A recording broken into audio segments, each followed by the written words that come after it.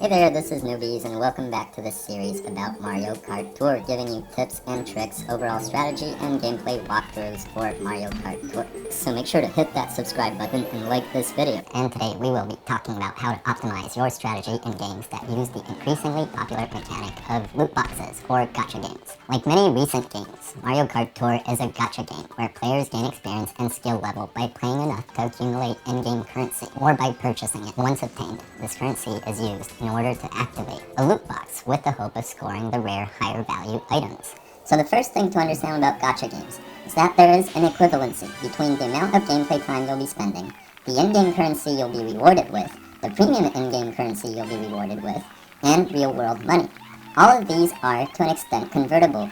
The usual goal as a player is to be able to beat the game while limiting the gameplay time, or amount of money that's required.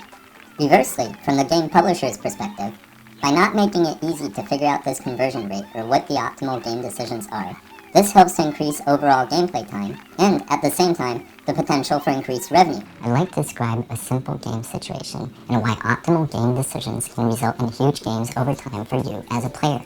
So let's say we had only 2 races and 2 drivers to choose from, and each of the courses has one of the respective drivers that can score 1 point on it. Now let's forget the fact that you would need a driver to start with, and imagine it takes 2 races for you to unlock any one of those drivers.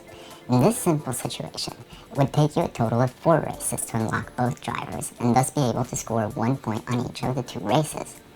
But now, let's say there was a third available driver who takes 3 races to unlock, but can get 1 point on both of those races. Obviously, in that case, your best option as a player, if your main goal is to get a max score and reduce your gameplay time, would be to wait 3 races, get the better driver, and get the same outcome, 2 points. Now imagine if you had started with one of the lesser drivers. It would take you a minimum of 5 races to then get the better driver and still result in the same outcome.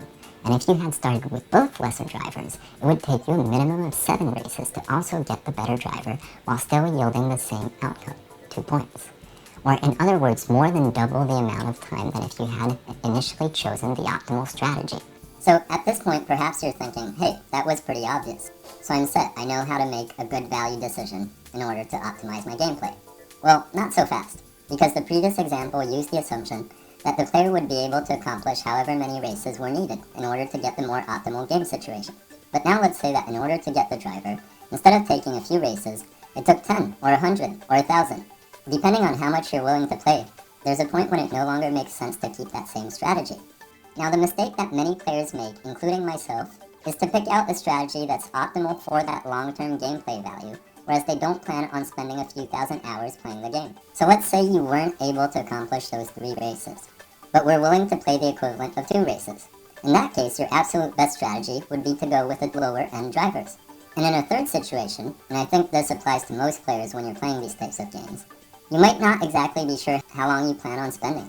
In which case, maybe you're better off getting first a low-end driver that will only take 2 races, and then figuring out for yourself how long you plan on spending. And again, that's not a wrong decision either. Although it's less efficient, it does make it more flexible for you depending on what your goals are. So I hope this helps to illustrate why not only the goals, but also the amount of gameplay time you're expecting to devote to a game matter in terms of your strategy for these gacha loot box style games. So that does it. If you'd like to learn all about the general strategy and tips for Mario Kart Tour, make sure you check out the full gameplay and strategy guide. And if you like this type of video and would like to see more, please leave a comment and hit that subscribe button.